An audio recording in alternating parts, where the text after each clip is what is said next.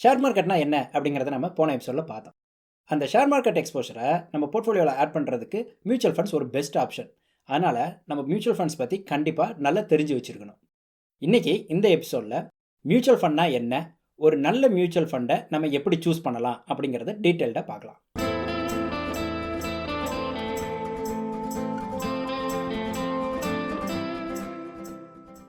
இப்போ நம்ம கையில் கொஞ்சம் பணம் இருக்குது அப்படின்னு வச்சுப்போம்.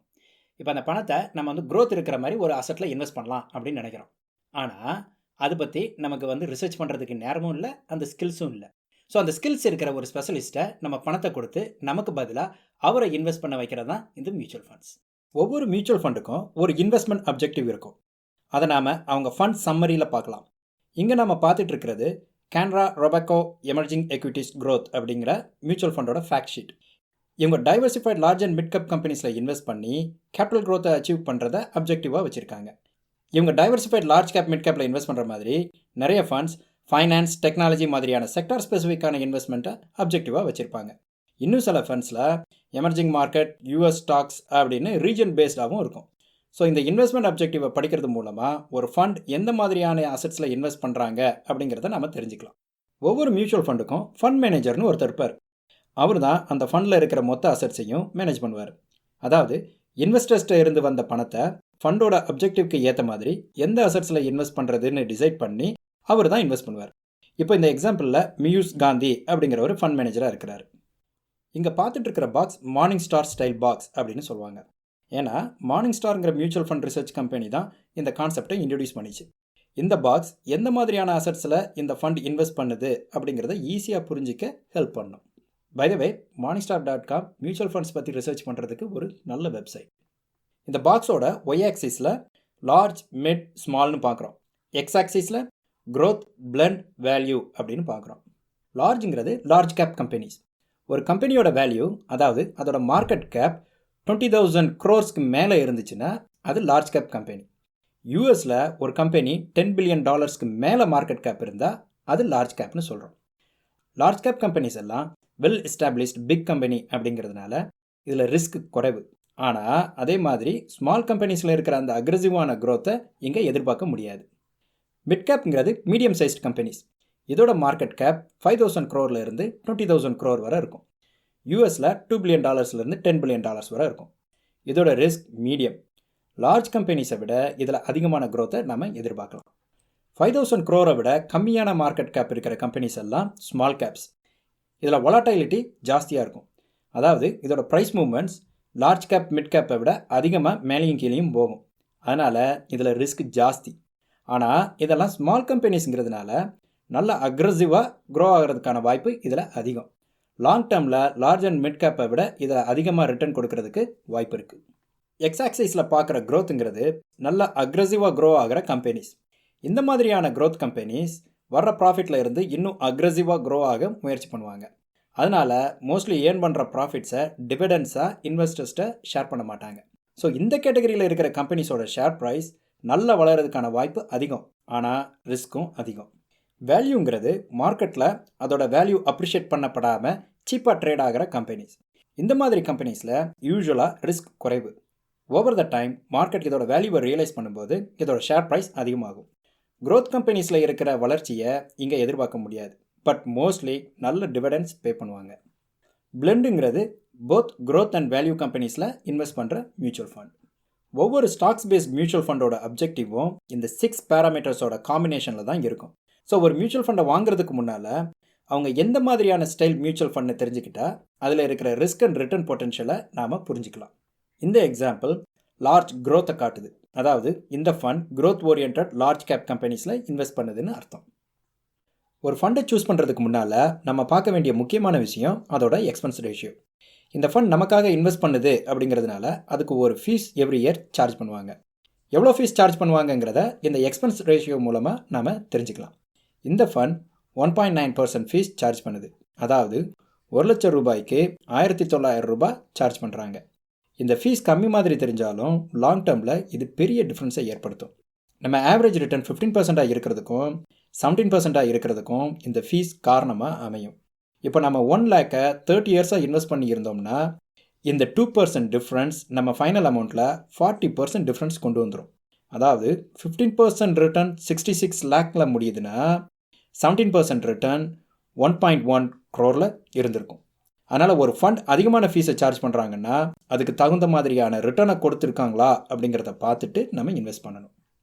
மியூச்சுவல் ஃபண்ட் அசட் அலோகேஷன் டேட்டாவில் நாம் இந்த ஃபண்ட் என்னென்ன அசட்ஸில் இன்வெஸ்ட் பண்ணியிருக்காங்க அப்படிங்கிறத பார்க்கலாம். இந்த எக்ஸாம்பிளில் இந்த ஃபண்ட் அவங்க மொத்த அசட்ஸில் 97.6% ஸ்டாக்ஸில் இன்வெஸ்ட் பண்ணியிருக்காங்க. 2.4% கேஷாக வச்சுருக்காங்க. அவங்க இன்வெஸ்ட் பண்ணியிருக்கிற ஸ்டாக்ஸ் என்னென்ன செக்டாரில் இருக்குது அப்படிங்கிறதையும் பார்க்கலாம். இந்த ஃபண்ட் ஃபைனான்ஷியல் சர்வீசஸில் ஹெவியாக இன்வெஸ்ட் பண்ணியிருக்காங்க. டாப் ஹோல்டிங்ஸில் என்னென்ன ஸ்டாக்ஸ் வச்சு இருக்காங்க அப்படிங்கிறதையும் பார்க்கலாம். இவங்க HDFC பேங்க், ICICI பேங்க்கில் ஹெவியாக இன்வெஸ்ட் பண்ணியிருக்காங்க. ஃபைனலாக அந்த ஃபண்டோட பெர்ஃபார்மன்ஸை இண்டெக்ஸோட கம்பேர் பண்ணி பார்த்துட்டு அது கன்சிஸ்டண்ட்டாக இண்டெக்ஸை பீட் பண்ணுதான்னு தெரிஞ்ச பிறகு தான் அந்த ஃபண்டை வாங்க கன்சிடர் பண்ணலாம். இண்டெக்ஸை பீட் பண்ணாத ஃபண்டை அதிகமான இயர்லி ஃபீஸ் கொடுத்து வாங்க வேண்டிய அவசியமே இல்லை. அதுக்கு சீப்பான இண்டெக்ஸ் ஃபண்டே வாங்கிக்கலாம். அப்புறம் மியூச்சுவல் ஃபண்டோட ஷேர் ப்ரைஸ் ஸ்டாக்ஸ் மாதிரி ரெகுலர் ட்ரேட் ஹவர்ஸில் அப்டேட் ஆகாது. By the end of the day every day அந்த மியூச்சுவல் ஃபண்டில் இருக்கிற மொத்த அசட்ஸோட வேல்யூவை பொறுத்து பெர் ஷேர் வேல்யூவும் மாறும். இங்கே இந்த எக்ஸாம்பிளில் மொத்த assets 42,540 million rupees. Each share ப்ரைஸை நேவ்ங்கிற நெட் அசட் வேல்யூவில் பார்க்கலாம். இந்த எக்ஸாம்பிளில் ₹80.25. ஸோ இன்றைக்கி டே டைமில் நம்ம மியூச்சுவல் ஃபண்ட் ஆர்டர் போட்டோம்னா நம்ம ஆர்டர் பண்ண அமௌண்ட்டுக்கு எவ்வளோ ஷேர்ஸுங்கிறத end of the day net asset value மூலமாக கால்குலேட் பண்ணி அத்தனை ஷேர்ஸை நம்ம அக்கௌண்ட்டுக்கு 2 to 3 days கிரெடிட் பண்ணுவாங்க. இந்த காரணத்தினால நம்மளால் ரியல் டைமில் நம்ம ஆர்டருக்கு எத்தனை மியூச்சுவல் ஃபண்ட் ஷேர்ஸ் அப்படின்னு இம்மிடியேட்டாக பார்க்க முடியாது. But end of the day NAV price மூலமாக தெரிஞ்சுக்கலாம். இவ்வளோ நேரம் நம்ம பார்த்துட்டு இருந்தது ஆக்டிவாக மேனேஜ் பண்ணப்படுற மியூச்சுவல் ஃபண்ட்ஸ். அதாவது ஒரு ஃபண்ட் மேனேஜர் அந்த ஃபண்டில் ஆக்டிவாக ஷேர்ஸ் அல்லது பாண்ட்ஸை வாங்கி விற்று மேனேஜ் பண்ணிக்கிட்டு இருக்கிறாரு. இப்படி ஆக்டிவாக ஒரு ஃபண்ட் மேனேஜ் பண்ணப்படாமல் அது ஒரு இண்டெக்ஸை ட்ராக் பண்ணிச்சுன்னா அதை தான் நாம் இண்டெக்ஸ் ஃபண்ட் அல்லது பேசிவ் ஃபண்ட் அப்படின்னு சொல்கிறோம். ஃபஸ்ட்டு இண்டெக்ஸ்னால் என்னென்னு பார்ப்போம். இண்டெக்ஸை நாம் சிம்பிளாக சொல்லணும்னா அது ஒரு கலெக்ஷன் ஆஃப் ஸ்டாக்ஸ், ஒரு போர்ட்ஃபோலியோ அப்படின்னு சொல்லலாம். இந்தியாவில் well known index national stock எக்ஸ்சேஞ்சோட நிஃப்டி 50. மார்க்கெட் கேப் படி டாப் 50 கம்பெனிஸ் இந்த இண்டெக்ஸில் இருக்குது. யூஎஸில் பாப்புலரான இண்டெக்ஸ் S&P 500. இதில் US டாப் 500 கம்பெனிஸ் இருக்குது. இந்த இண்டெக்ஸோட ஓனர்ஸ் அப்பப்போ இண்டெக்ஸில் இருக்கிற ஸ்டாக்ஸை ரிவ்யூ பண்ணி அப்டேட் பண்ணுவாங்க. இண்டெக்ஸ் ஃபண்டில் ஒரு இண்டெக்ஸை ஃபாலோ பண்ணுறது மூலமாக அந்த ஃபண்டில் ஃபண்ட் மேனேஜருக்கு பெரிய வேலை இல்லை. எப்போல்லாம் இண்டெக்ஸில் ஏதாவது சேஞ்ச் நடக்குதோ அதே சேஞ்சை இங்கே மிமிக் பண்ணணும், அவ்வளோதான் வேலை. இந்த மாதிரியான இண்டெக்ஸ் ஃபண்டை மேனேஜ் பண்ணுறது ஈஸிங்கிறதுனால ஃபண்ட் ஹவுசஸ் இதுக்கு ரொம்ப கம்மியான ஃபீஸ் தான் சார்ஜ் பண்ணுவாங்க. யூஎஸில் நிறைய இண்டெக்ஸ் ஃபண்டோட எக்ஸ்பென்ஸ் ரேஷியோ 0.1% விட குறைவாக இருக்கும். இந்தியாவில் அந்தளவுக்கு காம்படிட்டிவாக இல்லாட்டியும் ரீசன்ட் டைம்ஸில் UTI நிஃப்டி 50 மாதிரியான இண்டெக்ஸ் ஃபண்ட்ஸ் 0.17% எக்ஸ்பென்ஸ் ரேஷியோக்கு கொடுக்குறாங்க. இதை 2% எக்ஸ்பென்ஸ் ரேஷியோ கூட கம்பேர் பண்ணும்போது it's a very good deal. Nifty 50, S&P 500 மாதிரி நிறைய இண்டெக்ஸ் ஃபண்ட்ஸ் இருக்குது. நம்ம ரிஸ்க் லெவலுக்கு ஏற்ற மாதிரி அந்த இண்டெக்ஸ் ஃபண்ட்ஸில் நாம் இன்வெஸ்ட் பண்ணலாம். இங்கே சில சாம்பிள் இண்டெக்ஸ் ஃபண்ட்ஸை பார்க்கலாம். நிஃப்டி 50ங்கிறது diversified top 50 companies in India by market cap. இது மாதிரி நிஃப்டி நெக்ஸ்ட் 50, நிஃப்டி 100ன்னு லார்ஜ் கேப் கம்பெனிஸோட வேறு இண்டெக்ஸும் இருக்குது. நிஃப்டி மிட் கேப் 50 அப்படின்னு மிட் கேப் கம்பெனிஸோட இண்டெக்ஸும் இருக்குது. அதுபோக நிஃப்டி பேங்க், நிஃப்டி ஆட்டோ மாதிரியான செக்டார் பேஸ்டு இண்டெக்ஸும் இருக்குது.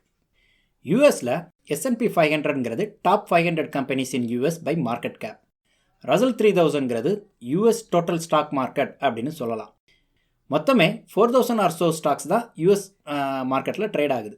அதில் 3000 இந்த இண்டெக்ஸில் இருக்குது. ரசல் 2000ங்கிறது ஸ்மால் கேப் இண்டெக்ஸ். ரசல் 3000ல் இருக்கிறதுலையே ஸ்மாலஸ்ட் 2000 இந்த 2000 இண்டெக்ஸில் இருக்குது. ஸ்பெசிஃபிக்காக ஸ்மால் கேப் ஃபோக்கஸ் வேணும்னு நினைக்கிறவங்க இதில் இன்வெஸ்ட் பண்ணலாம். இதுபோக ஒவ்வொரு ஃபண்ட் ஹவுஸும் இண்டெக்ஸ் ஃபண்ட் வச்சுருப்பாங்க. வேன்கார்டோட total stock market index fund VTSMX, வேன்கார்டோட information technology index fund VITAX. இதில் VTI, VGTங்கிறது ETFs, அதை எக்ஸ்சேஞ்ச் ட்ரேடட் ஃபண்ட்ஸ் அப்படின்னு சொல்லுவாங்க. மியூச்சுவல் ஃபண்ட்ஸ் எல்லாம் ரியல் டைமில் ட்ரேட் ஆகாது அப்படின்னு பார்த்தோம் இல்லையா. ஆனால் ETFs ரியல் டைமில் ஸ்டாக்ஸ் மாதிரி ட்ரேட் ஆகும். மோஸ்ட்லி ETFs ஏதாவது இண்டெக்ஸ் பேஸ்டாக இருக்கும். அதனால் அங்கே ஹியூமன் இன்டர்வென்ஷனே இருக்காது, எல்லாமே கம்ப்யூட்டர் ஹேண்டில் பண்ணும். ஃபார் எக்ஸாம்பிள், VTIங்கிற ETF US டோட்டல் ஸ்டாக் மார்க்கெட்டோட இண்டெக்ஸை ரியல் டைமில் ட்ராக் பண்ணும். அந்த இண்டெக்ஸில் இருக்கிற ஸ்டாக்ஸோட ஷேர் ப்ரைஸை பொறுத்து இந்த இடிஎஃபோட ப்ரைஸும் ரியல் டைமில் மாறிட்டே இருக்கும். இன்றைக்கி யூஎஸ் மார்க்கெட்டில் ஆல்மோஸ்ட் எல்லா இண்டெக்ஸ் டைப்ஸுக்கும் இடிஎஃப் இருக்குது. நம்ம இன்வெஸ்ட் பண்ணுற அமௌண்ட் பெரிய அமௌண்ட்னா இண்டெக்ஸ் பேஸ்ட் மியூச்சுவல் ஃபண்ட் வாங்கிக்கலாம். சின்ன அமௌண்ட்னா இடிஎஃப் வாங்கிக்கலாம். ஏன்னா இடிஎஃப்க்கு மினிமம் இனிஷியல் இன்வெஸ்ட்மெண்ட் இருக்காது. இந்த எபிசோடில் இருந்து கீ டேக் அவேஸ் என்னென்னா, மியூச்சுவல் ஃபண்ட்ஸில் ஆக்டிவ் ஃபண்ட்ஸும் இருக்குது, இண்டெக்ஸை ஃபாலோ பண்ணுற பேசிவ் ஃபண்ட்ஸும் இருக்குது. ஆக்டிவ் ஃபண்ட்ஸோட எக்ஸ்பென்சிவ் ரேஷியோ அதிகம். அது கன்சிஸ்டண்ட்டாக இண்டெக்ஸை பீட் பண்ணாலே ஒழிய ஆக்டிவ் ஃபண்ட்ஸ் வாங்குறத அவாய்ட் பண்ணுறது நல்லது. இண்டெக்ஸ் ஃபண்ட்ஸ் ஒரு போரிங்கான இண்டெக்ஸை ஃபாலோ பண்ணுற ஃபண்டாக இருந்தாலும் லாங் டேர்மில் இதோட ரிட்டர்னை பீட் பண்ணுறது கஷ்டம். நிஃப்டி 50, S&P 500 மாதிரியான இண்டெக்ஸ் ஃபண்ட்ஸ் வெல் டைவர்சிஃபைடும் கூட. அதனால தான் வாரன் பஃபெட்டே ஜென்ரல் இன்வெஸ்டர்ஸ்க்கு இண்டெக்ஸ் ஃபண்டை ரெக்கமெண்ட் பண்ணுறாரு. நம்ம இன்வெஸ்ட் பண்ணுற கேபிட்டல் சிறுசுன்னா இண்டெக்ஸ் ஃபண்டுக்கு பதிலாக அதே இண்டெக்ஸை ஃபாலோ பண்ணுற இடிஎஃப்பை வாங்கிக்கலாம். இந்த சேனலில் இருக்கிற வீடியோஸ் உங்களுக்கு பிடிச்சிருந்துச்சுன்னா ப்ளீஸ் சப்ஸ்கிரைப். மீண்டும் அடுத்த வீடியோவில் சீக்கிரமே சந்திப்போம். நன்றி, வணக்கம்.